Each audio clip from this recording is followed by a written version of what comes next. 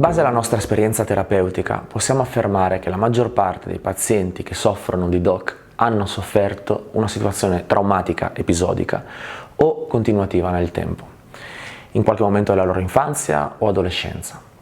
Parliamo di bullying a scuola, maltrattamento psicologico, vivere in un ambiente ostile, autoritarismo, rigidità estrema di qualcuno dei genitori, eccetera.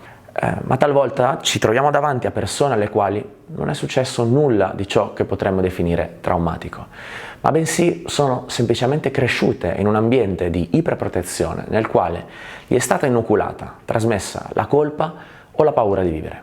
Ci sono madri o padri eccessivamente prudenti o paurosi di fronte alle circostanze che qualsiasi bambino o giovane deve affrontare per il semplice fatto di formar parte di una società. Giocare con altri bambini, recarsi da soli a certi luoghi a partire da una certa età, le ore di rientro a casa, uscire con gli amici. C'è anche chi permette che tutto ciò avvenga, ma in qualche modo genera un eccesso di sfiducia e ansia verso la vita. È vero che i pericoli esistono, però bisogna insegnare a riconoscerli ed affrontarli con impegno e coraggio. Non è una buona strategia generare ansia e paura verso quelle che sono esperienze vitali necessarie.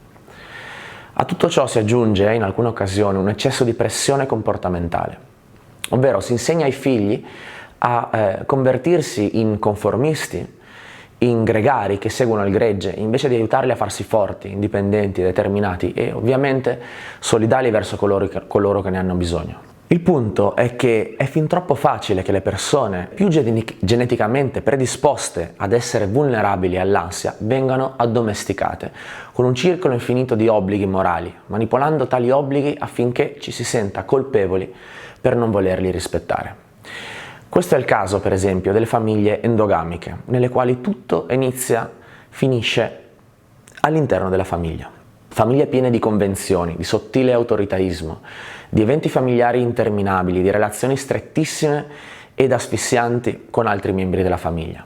Famiglie nelle quali tutto resta uguale, senza che sia permesso avanzare per proprio conto. Le famiglie sane sono quelle unite dall'amore, dal rispetto per le diverse individualità, dalla libertà e dall'indipendenza di ognuno dei suoi membri, ovvero qualcosa che permette l'evoluzione, l'esperienza, l'esplorazione di territori nuovi o lontani, siano essi fisici o simbolici, essendo uniti da un affetto autentico che nasce dalla volontà e non dall'obbligo. Le persone iperprotette, alle quali è stata trasmessa paura o colpa, sono passate attraverso la vita senza il bisogno di attivare i loro istinti, ovvero hanno fatto esclusivamente ciò che è stato chiesto loro di fare, anche in età adulta, e si trovano a un certo punto della loro vita senza capacità di reazione di fronte a determinate circostanze che richiederebbero un maggiore coraggio e maturità emotiva. Schiacciati come sono da un convenzionalismo colpevolizzante e dal quale hanno paura di uscire, possono arrivare a generare un livello d'ansia interno così elevato da attivare le componenti ossessive e compulsive del sistema nervoso. Quindi, a livello terapeutico, ciò che bisogna fare è insegnare e dare la forza a queste persone per affrontare la vita da una posizione di maggiore libertà, coraggio, sviluppando i propri criteri e la propria personalità. In termini clinici, affrontare la vita in questo modo non rappresenta una semplice metafora, ma è un vero e proprio cambiamento nel modo di funzionare del sistema nervoso, che riducendo lo stato di allarme interno inizia ad eliminare l'ansia che sostiene la sintomatologia ossessiva.